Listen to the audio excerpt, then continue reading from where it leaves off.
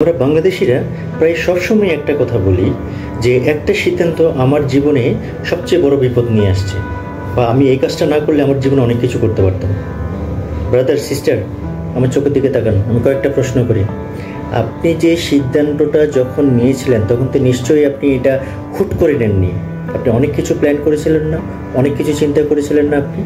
তাহলে আপনি সেই সময় যে ফিজিবিলিটি স্টাডি, যেটা আমরা ইংরেজিতে বলি, যেটা হচ্ছে সম্ভাব্যতা যাচাই, সেটা যে ক্ষেত্রেই হোক, আপনি বিজনেসের ক্ষেত্রে হোক বা কোনো ইনভেস্টমেন্টের ক্ষেত্রে হোক বা কোনো চাকরির ক্ষেত্রে হোক, এটা হতেই পারে। এটা কিন্তু আপনার ভুল না। আপনি দেখেন, আপনি যদি জানতেন ওই কাজটা করলে আপনার কোনো সমস্যা হতে পারে, আপনি নিতেন? একটা রিসেন্ট উদাহরণ দিয়ে যদি বলি, এই যে দেখেন আহমেদাবাদের যে প্লেনটা উড়ার মাত্র কয়েক মিনিটের মধ্যে যে ব্লাস্ট যেটা হলো, এটা যদি ওই পাইলট যদি জানতো প্লেনটা যে ব্লাস্ট হবে, তাহলে ওই প্লেনটাকে উঠতো?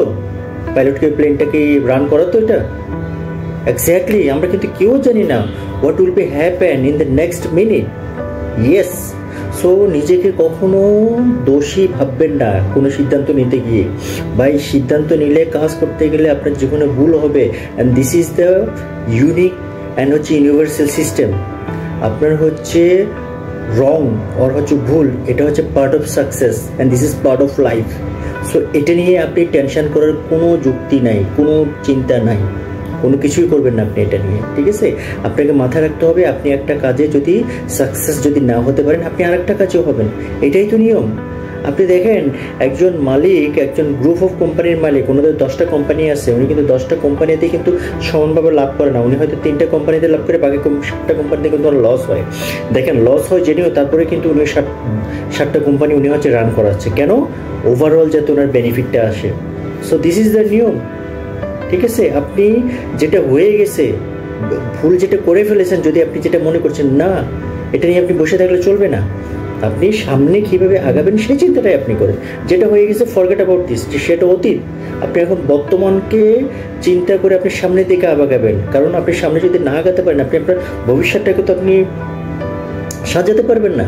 ইয়েস, সফল মানুষরাই জীবনে সবচেয়ে বেশি হচ্ছে আপনার ঘাত প্রতিঘাত পেরিয়ে সে সফলতার দিকে চলে যায়, এবং সফল ব্যক্তি জীবনে সবচেয়ে বেশি হচ্ছে পরাজিত হয়। আর পরাজিত হয় বলে সে কিন্তু সামনের কাজগুলোতে সে প্রত্যেকটা সময় সে হচ্ছে নিজেকে জাহির করতে পারে, yes I am the perfect. আপনি সেদিন নিজেকে বলতে পারবেন I am the perfect man or I am the perfect women. সেদিন আপনি বলতে পারবেন, যেদিন আপনি আপনার জীবনকে, ওই যে বলে না সোনাপুরে যেরকম খাঁটি হয়, সেরকম আপনি অসফলতা যত বেশি আপনি জীবনে আপনি ভোগ করবেন, যত বেশি আপনি পাবেন, তত বেশি আপনি সফলতার দিকে এগিয়ে যাবেন। এতে কোনো সন্দেহ নাই, গ্যারান্টি দিলাম আমি আপনাকে। সবসময় নিজের উপরে বিশ্বাস রাখবেন। নিজের উপরে যদি বিশ্বাস রাখতে পারেন, জীবনে সাকসেস হবেন, কোনো সন্দেহ নাই। ভিডিওটা ভালো লাগলে অবশ্যই সাবস্ক্রাইব বাটনে ক্লিক করবেন যারা আমার ভিডিওতে নতুন, এবং হচ্ছে লাইক দেবেন, কারণ লাইক দিলে ভিডিও বানাতে উৎসাহিত বোধ করি। সবাই খুব ভালো থাকবেন।